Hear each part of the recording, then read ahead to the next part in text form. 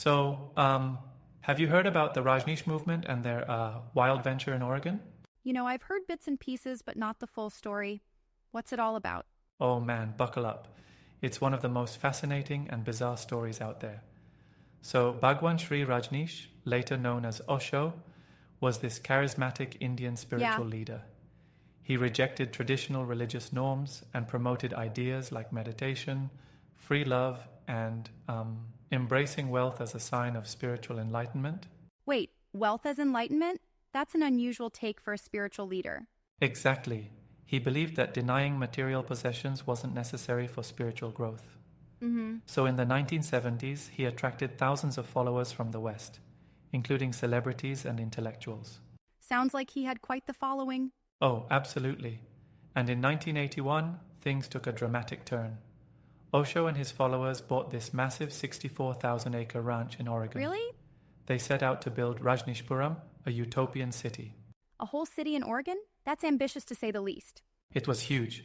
They built luxury facilities, had their own airport, and even an armed security force. No way. The followers all dressed in red and orange robes. It was quite a sight. That must have caused quite a stir with the locals. Oh, big time. The local communities were not thrilled. Yeah. The Rajneeshis tried to influence local elections to gain political power, which only heightened tensions.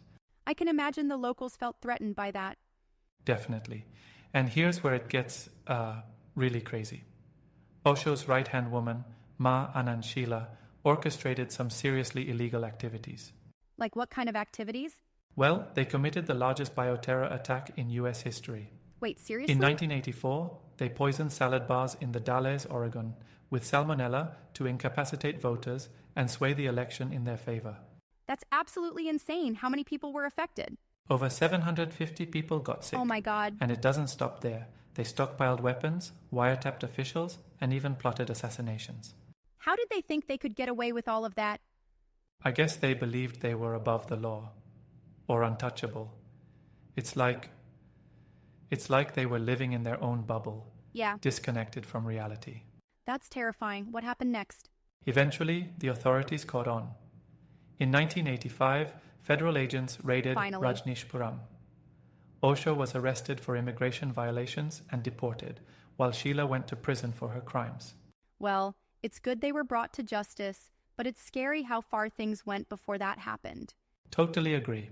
It's a stark reminder of how power can corrupt, especially when there's unchecked control. Right. But here's what puzzles me. People still follow Osho's teachings today, don't they? Yeah, they do. His teachings on meditation and personal freedom continue to attract followers worldwide. Interesting. Doesn't that seem problematic given the movement's history? Well, it's a bit of a gray area. Some people separate the philosophy from the actions of the leaders. They focus on the positive aspects of his teachings. I see what you're saying, but it's hard to ignore the dark side. True, and I think it's important to be aware of the full context.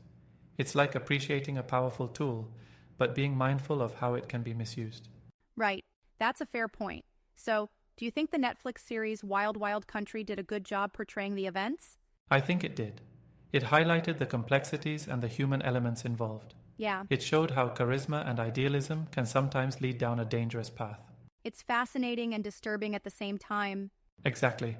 It's a real-life example of the saying, absolute power corrupts absolutely.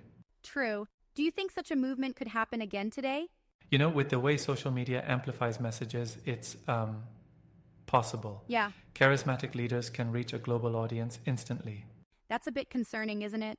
It is. It underscores the need for critical thinking and not just blindly following someone. Absolutely. And perhaps for structures that prevent power from becoming too concentrated. Exactly. Checks and balances are important in any organization. Right. Well, this has been a really enlightening conversation. Thanks for sharing all this. My pleasure. It's a fascinating piece of history that still has lessons for us today. Definitely. Maybe next time we can delve into another intriguing topic. I'd like that. Until then, stay curious.